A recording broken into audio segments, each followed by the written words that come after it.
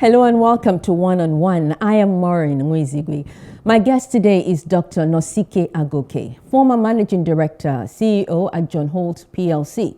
He's a seasoned corporate manager, boardroom expert, legal practitioner, banker, economist, corporate governance expert, chartered secretary, arbitrator, an International Finance Corporation certified board and governance evaluator, among many other achievements in Nigeria, the UK, and other parts of the world. Dr. Agokei, welcome to One on One. Thank you, Maureen. It's my pleasure to be here. Well, as I was telling you before the cameras came on, the list of your achievements are just endless. I had to stop myself at some point. Welcome to the program.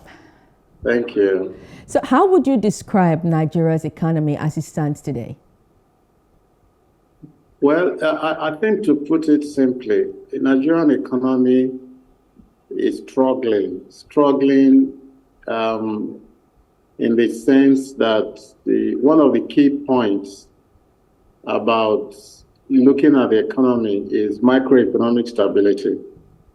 We have issues with macroeconomic stability. Inflation is a problem at over 20%, even though the government expects that it will come below 20% next year. We'll have problems with exchange rates, very high exchange rate relative to the dollar, the pound, and other foreign currencies. And we'll have huge issues with our oil production. Quite a lot, as we all know, are stolen.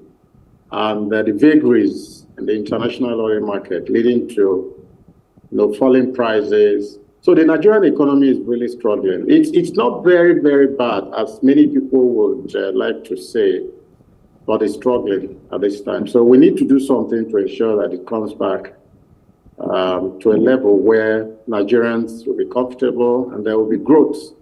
There was a time the Nigerian economy grew at over 4%, but as we speak, it's, even though the government thinks that is about 3%, but I think it's below that. So It's struggling for now.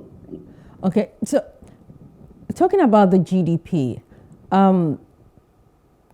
presently it is growing at a rate that is very slow. Even though it's growing, but it's very slow.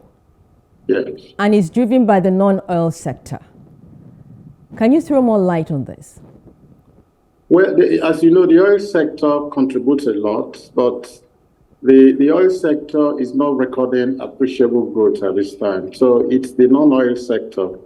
You have agriculture contributing about 23%, and you have industry, excluding the oil industry, contributing less than 20%, just about 20%. Mm-hmm. And then you have services, including the subsectors that are not very productive, contributing about 54%. So to a large extent, we're not really into productive activity. We need to come up to produce, to achieve very good growth in the economy. The economy looks very strong relative to other African countries, but looking at the capacity and the kind of resources that we have in this country, we're not growing appreciably.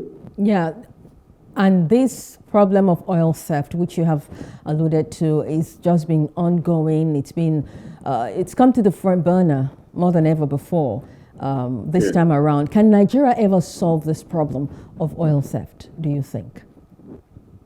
Well, the oil sector, I think we need, the will to ensure that we succeed in the oil sector. We've come out with the law that everybody waited for several years, and yet we still have problems and huge challenges in the oil sector. So oil theft and the fact that the government does not seem to be very serious with dealing with issues of oil theft is even a pointer to the fact that the problem may not end soon, right? So we've had about ships and some persons arrested, but it does not appear that anything serious has been done. I think we need discipline in the oil sector. We need government to, come up with very good efforts and plans to deal with the problems in the oil sector. The crude oil is there, gas in abundant, quantities, but in many countries now, because of what is happening between Ukraine and Russia, Many countries are now capitalizing on revenue from gas. So what are we doing? We have a lot of gas. Nobody's talking to us. Even if they talk to us now, we don't have the capacity to deliver. So it's a shame. And I believe that the problems of the oil sector can be solved if the government has the will and the government is determined. And when I talk about government, I'm not saying that government has not paid attention, but government needs to do something concrete to solve the problem in the oil and gas sector. When you say something concrete, what do you have in mind? Well, one of the key issues is infrastructure. So what kind of infrastructure do we have in the oil and gas sector? Because it's very easy for us to talk about abundant resources in terms of gas, abundant resources in terms of crude oil. But what kind of infrastructure do we have? I've read a lot about decaying infrastructure in the oil and gas industry. So the government needs to come in to reinvest heavily in the oil sector and then encourage oil and gas companies to do same. Rev up their assets and then rev up their productive capacities and then deal with the issue of criminality in the oil sector. That's the only way that we can maximize revenue that we get from oil and gas. Okay, so let's talk about corruption, because obviously all these problems that the oil sector is having is all centered around corruption. How deep has corruption eaten into the system? Well, no, we talk about it, we read about it in the news, and as you've said, some punishments have not been meted out to those who should be prosecuted. How deeply has this corruption eaten in, would you say? Well, to talk about corruption in Nigeria is like, trying to sing a song for 1 month.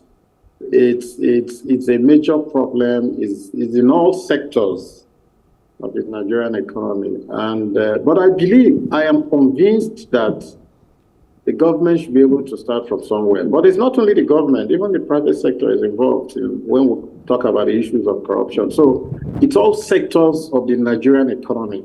The government must lead. The reason the government should lead this war is because it is government that comes up with laws. It is government that comes up with regulations. It is government that has the enforcement machinery to deal with issues of corruption, right? So there's corruption in the private sector, there's corruption in the public sector, but it is government apparatus that will be used to deal with issues of corruption. Oftentimes when the government indicates that it's doing something serious about fighting corruption, then people will be scared. You see that a lot of people, it's a gradual process, it's a journey, but let's start from somewhere. And the government must be serious with making sure that the enforcement machinery works. Yeah, because when the head is straight, the body must follow suit. Well, people often point to politicians when talking corruption, but truth is also that without the help of civil servants, politicians would not be as successful as they have been with graft, right? Yes. Well, but we'll talk about politicians. Okay, that civil servants, some, not all, participate in corrupting politicians. That's aiding and abetting. Yeah, that's true. But because I've been in the private sector for a very long time, I also know that some private sector entities also corrupt politicians. So it may be more in terms of dimensions in the public sector, but it also involves participants who are in the private sector. But the point is, I've always said, Maureen, that for us to deal with issues of corruption, there are two major areas that the government must focus on. Focus in the sense of dealing with issues in those areas. One is the policing system, the police system. If someone is caught, engaged in anything that has criminal elements, will the police be very serious and focused to ensure that the whole process is followed to the point of prosecuting? Now, police gets to a point where they say, we're convinced that this person should be charged to court. And let's assume they charge that person to court. Does not matter the status of that person, right? So you charge the person to court, and then you get to the second level, the judiciary. Will the judiciary ensure that the process is followed objectively, diligently, faithfully? to ensure that if this guy or this lady has actually committed an offense, evidenced by facts, that this person goes to jail. Unless this enforcement machinery from the police level straight to the judiciary is strengthened and we have people who will do the right thing, the issues regarding fighting corruption would be a failed effort. It would certainly be a failed effort. I mean, we've seen quite a lot of people, taken to court, and after about a year or two, you hear that, the police or whoever is not serious about prosecuting, and the person is asked to go. Wow. Well, so I believe that the police system, the judiciary, have a lot to do with dealing with issues of corruption. The judiciary cannot arrest people. Police will arrest, investigate, and then charge to court, and then judiciary will then have to do their own bit. But if both sides are not doing exactly what we expect them to do, then the fight against corruption will not succeed. Well, different aspects of the Nigerian society suffering, the polity, the economy, different aspects. Some would say it stems from the fact that Nigeria is not really one. That some people, or that Nigerians, especially those at the helms of affairs in terms of politics, have not really taken Nigeria as their own, in the sense that we own this space, but rather they see it as, let's come, take for our own region and move. Do you share this thought? No, I don't at all. I don't, because you look at politicians and then you look at people who have made money, picked resources from this country that they are not supposed to collect on their own. You look at them, you find that when it comes to the issue of corruption, you see people from the East, people working together to defraud this country. At that stage, nobody says I'm from the East, nobody says I'm from the West, nobody says I'm from the Middle Belt or from the North. They connive to cheat this country. So it's not and look at the various areas. What kind of development do you have? So if people are saying that people steal to take to their own region, they should go to those places. Well, we're having a bit of problem with connectivity. Abject poverty. You see a typical politician or someone that a lot of people believe has made money out of government resources. He go to his village. So some of them don't even go to their villages. They don't even have things on ground in their villages, right? Many of them live in Abuja. Many of them live in Lagos. So there's no development in their village. But they claim to be billionaires who have made money, from contracts that they took from government civil servants. So I think that it's not a matter of, I'm from this area, so I must take a lot to take to my area. No, you go to the rural areas and you see abject poverty. It's very unfortunate. Well, now that you've brought this up, let's talk about the local government and how state governors are said to be the ones eating the money that the local government or the councillors are supposed to use to develop the areas. Of course, some state governors have come out to exonerate themselves from that. But what's your take on all that's playing out regarding local government allocation? Well, I think, I was surprised when I read that the president was not happy about that, threatening to expose, governors for it. But this thing has been there. This system has been there for very many years. So unfortunately, our political system and our electoral system encourage what is going on now regarding the resources of local governments that governors are appropriating illegally. Now, why am I saying this? The political system is such that governors decide who should be elected local government chairman. They decide it, and that's the truth. That's why you find that in a particular state, when you have elections of local government, every local government chairman is from the governor's party in most states, if not in all states. All right. So when they win the election, win in quote, they are under the whims and caprices of the governor. The governor dictates to them. So when the governor appropriates their funds, they won't complain. They won't shouldn't complain, because as far as I'm concerned, the governor is my boss. Because he's his servant's master. His master's servant, so to speak. The political system is encouraging this problem of resources of local governments appropriated illegally by governors. It's a political system. So that brings us to the issue of local government autonomy. Well, yeah, local government autonomy, but I love that. I have always canvassed for local government autonomy, but we must deal with it along with the political system.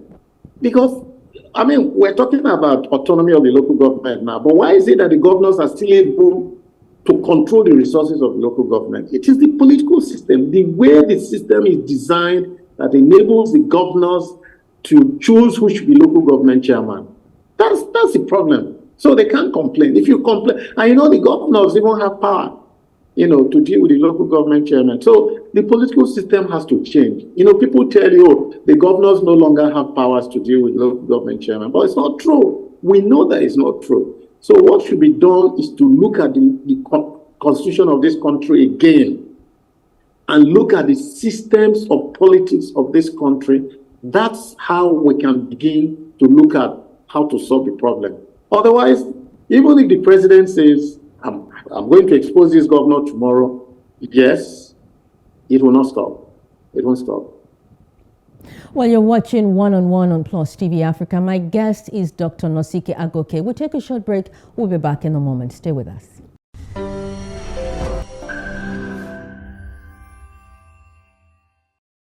Welcome back.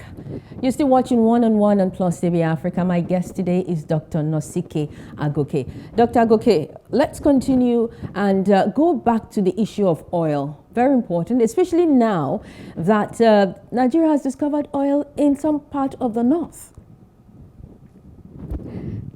How would you say that oil rent has shaped Nigeria's economy? And how do you think that this discovery can add value to our economy? Well, the discovery will certainly add value, but limited value.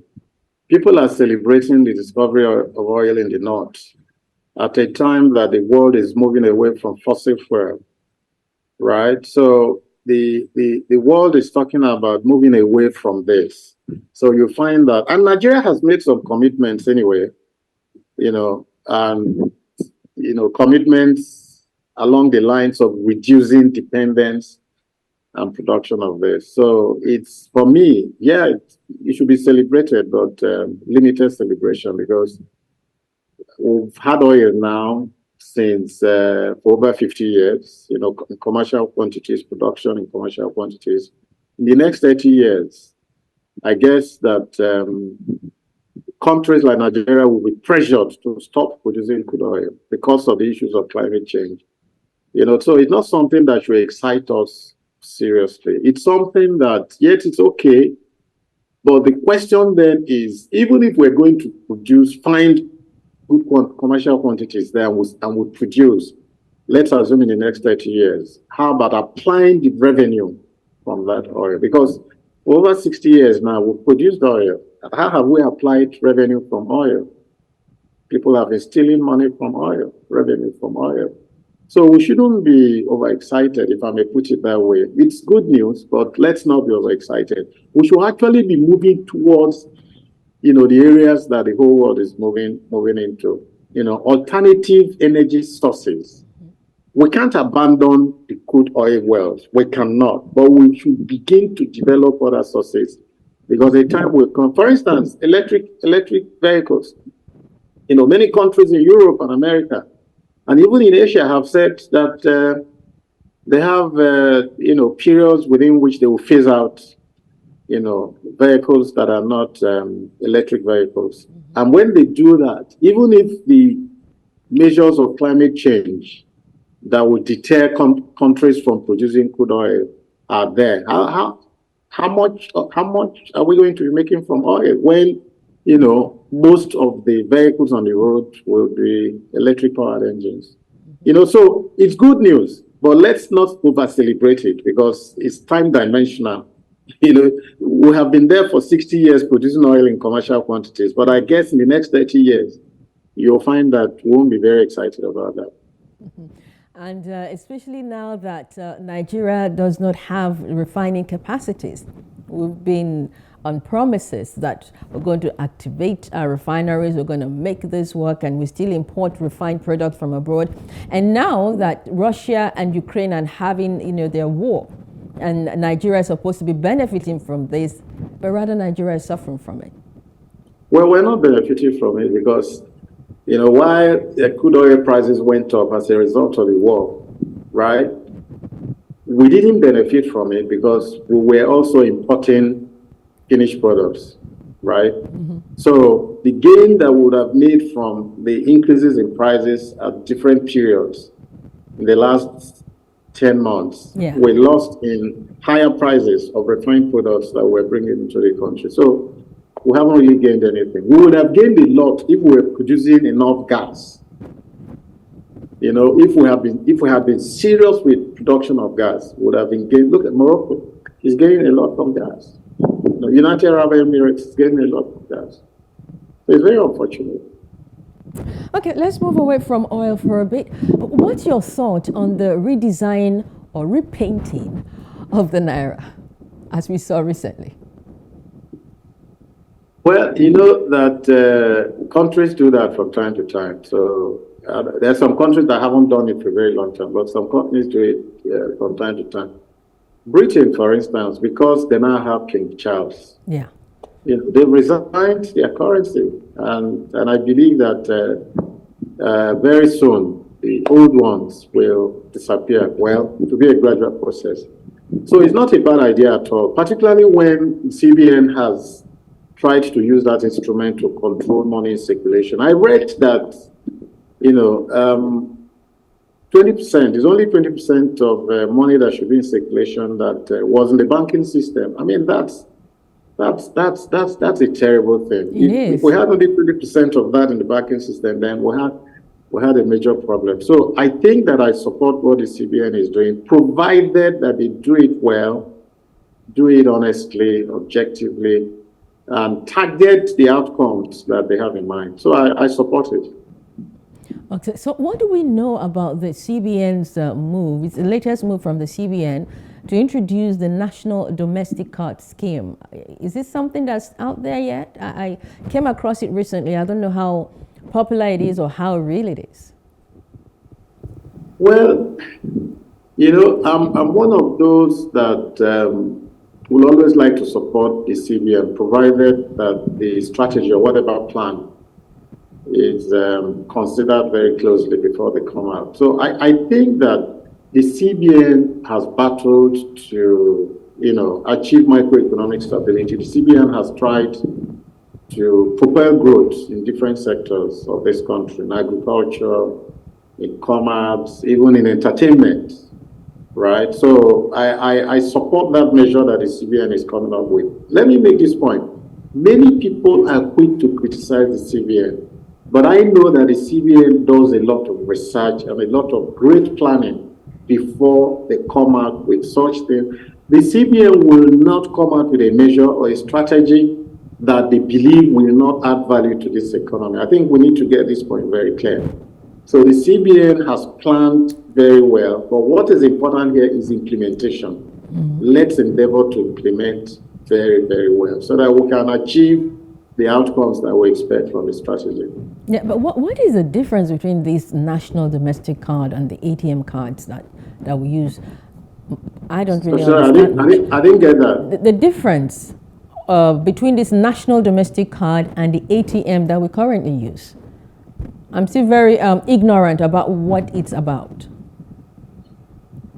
Well, it depends on the way it is fashioned. The ATM, as you know, is controlled by the banks. The ATM they are not products of the CBN.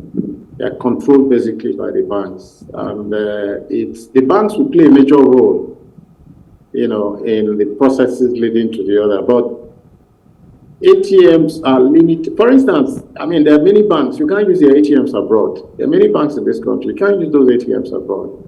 I remember when we used to utilize ATMs, use them abroad. You put it through a machine abroad and it gives you whatever you wanted. But for most banks now, you can't. You cannot. So there's an added value And I believe that's why the CBN is. And CBN is also trying to, I believe, use it to control, put some controls in the monetary system. But, I mean, CBN has quite a lot on their shoulders to ensure that this economy works very well. So I guess that part of the reason is to control, the monetary system and ensure that there's achievement of macroeconomic stability. Okay, well, before we go, let me ask you a question I ask almost all my guests now, because we're getting towards the election year. And that's, what's your assessment of the political climate as we prepare for the 2023 elections? Well, it's interesting. One thing that I've observed, particularly in the last 5 to 6 months, is the fact that Nigerians truly desire good governance. It's very clear to me now that Nigerians desire good governance. And this is when many people are coming out and saying, we want our PVCs, we want to register. We didn't have this before, where very many youths came out and said, there was even a case of, at the time that, persons were registering to get their PVCs, the TVS in Lagos, where TVS, as big as it is, it couldn't contain, the crowd that went there to obtain their PVCs. We didn't see that in this country previously. So I think that the awareness has actually come up. And many people, and I support that argument, many people have argued that the reason is because this country has not really been well run. So many Nigerians believe that there's a need to turn it around. And that's why I believe the youths are clamoring for participation in the political process. Many of them at last elections were below 18, below 21.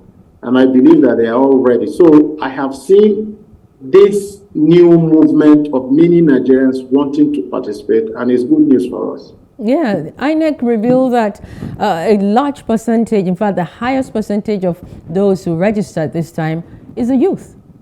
Yes.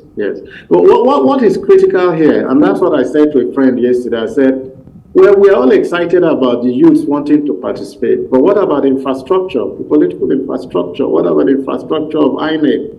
What about the policing system to ensure that people are allowed to vote and that people are free to vote, to ensure that people are not prevented from voting, people are not pressured not to come out? What do we have in place? So it's not enough to say, well, people are now aware and people are interested, but on that day, can we please, I'm talking to the government now, the police and everybody, can we please put systems in place to ensure that those who want to vote can go to the polling booth easily and vote without anybody harassing them? Because that's where it ends. If we have our PVCs and we're stopped from voting for one reason or the other, then there's a problem. If we have our PVCs and we try to vote and we're not allowed to vote and they rig the elections, then there's a problem. So it's good news that many Nigerians now desire to participate, but the infrastructure must be good. Yeah, this which you have said is very true, which is why I have interviewed on this program one of INEC's 12 commissioners, Dr. Festus Okoye, and I did ask him that question. If Nigerians will, at the end of the day, be assured of a free and fair election, of course, he said yes. I've also interviewed the Police Public Relations Officer, Lagos Command, SP Benjamin Hunde, regarding security towards the 2023 elections. And yes, he assured us that they are synergizing and they are working hard to ensure the Nigerians do have a very peaceful and safe election come 2023. So we just have to take them at their words and believe that 2023 is going to be good for Nigerians. Thank you so much, Dr. Nosike Agokei, for your time on the show. Thank you very much. It's my pleasure. Thank you. Yeah, and with that, we've come to the end of One on One today. I am Maureen Nwezigwe. Thanks for being with us.